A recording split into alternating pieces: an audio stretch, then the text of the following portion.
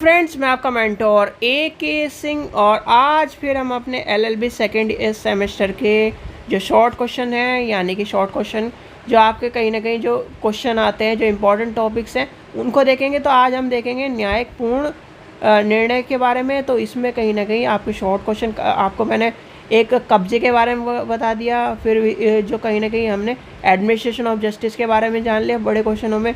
और कब्जे कितने प्रकार के होते हैं, कब्जे में कहीं ना कहीं जो इम्पोर्टेंट है रचनात्मक जो आधिपत्य है उसके बारे में। तो कहीं ना कहीं आपको चीज़ें बता दी गई हैं, उस पर जाकर वीडियो को देखिए। और जितने भी स्टूडेंट्स हैं, अगर आपको प्रीवियस ईयर चाहिए और प्रीवियस इम्पोर्टेंट जो टॉपिक्स हैं वो चाहिए, तो आप साइट का लिंक डिस्क्रिप्शन में दिया गया है, वहाँ पर जाकर उसे चीज़ों को देखिए। और अपना टेलीग्राम चैनल पर ज्वाइन कर लीजिए, जिससे आपको इम्पोर्टेंट जो चीज़ें हैं वो आपको मिलती रहे। तो चलिए, सबसे पहले क्या करना है, वीडियो को लाइक करना है, शेयर करना है, टेलीग्राम ग्रुप को ज्वाइन करना है और आपके चैनल को सब्सक्राइब करना है। ठीक है, यह आप सभी का चैनल है। और जितने भी स्टूडेंट्स हैं हिंदी मीडियम वाले लॉ के, वो जुड़िए और थोड़ा सा इंग्लिश वर्डों को भी अपनी ज़िंदगी में अपनाइए, जिससे आप एक बेहतर लॉ के क्षेत्र में जा सकें। तो आज हम देखेंगे न्यायिक पूर्ण निर्णय से आप क्या समझते हैं। ये क्वेश्चन आपसे कई बार पूछे गए हैं, तो इसीलिए कहीं ना कहीं बताया। अब सबसे पहली बात आती है कि ये शब्द है क्या, या किस तरह से इसका काम होता है। देखो, विधि में, किसकी चीज़ में, विधि में, ठीक है, विधि के संदर्भ में जब पूर्ण निर्णय, यानी कि पूर्ण निर्णय का अर्थ होता है भूत निर्णय, यानी भूतकालीन जो है आपकी भूतकालीन निर्णय को मार्गदर्शन के रूप में अपनाते हुए भावी निर्णय के लिए लागू होना। जी, आप कहना जज साहब के सामने खड़े हो गए, कहने लगे, जी लॉर्डशिप, ये एक जजमेंट आया था 2002 यानी कि 22 में, उस लैंडमार्क के अंतर्गत मैं इस वाले केस के आपको बता रहा हूँ। ये केस उसी तरह का है और ऑनरेबल सुप्रीम कोर्ट ने ये इस तरह केस में ये जजमेंट दिया है, ये पास किया है।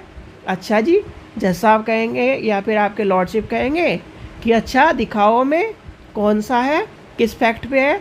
तो कहीं ना कहीं उस निर्णय के हिसाब से वर्तमान निर्णय, यानी कि वर्तमान की पैरवी, वर्तमान की जो चीज़ें हैं वो चलना एक तरह से कहीं ना कहीं भूतकालीन निर्णय के रूप में माना जाता है, यानी कि भूतकालीन निर्णय के मार्गदर्शन के रूप में अपनाते हुए भावी निर्णय के लिए लागू होना। असाइनमेंट के अनुसार क्या है, न्यायिकपूर्ण निर्णय न्यायालय द्वारा दिए गए ऐसे निर्णय होते हैं जिसमें विधि का कोई यानी कि कई सिद्धांत निहित होते हैं और उसमें कहीं ना कहीं निहित सिद्धांतों को उसके प्राधिकारिक तत्व प्रदान किए जाते हैं। शास्त्रीय भाषा में निर्णयधार कहलाता है। क्या कहलाता है, इसे क्या कहते हैं हम, यानी कि आपका निर्णयधार।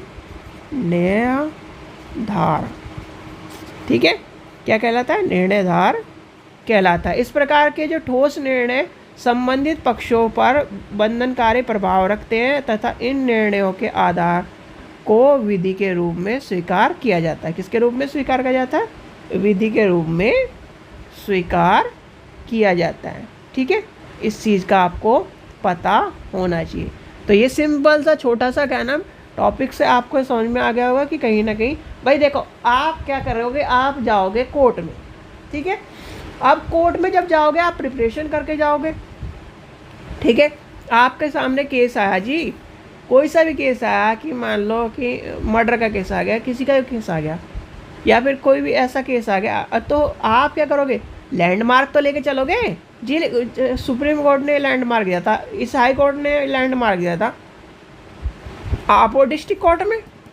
ठीक है, तो कहोगे जी साहब, ये जी हाई कोर्ट, ये यानी कि दिल्ली हाई कोर्ट ने ये जजमेंट पास किया था इस टाइम पे, अभी 6 महीने पहले।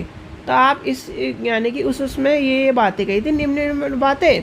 तो निम्न बातों के अनुसार मेरा कहना, जो क्लाइंट है वो निर्दोष है या फिर इस पर ये कार्रवाई नहीं होनी चाहिए, कहोगे कि नहीं कहोगे?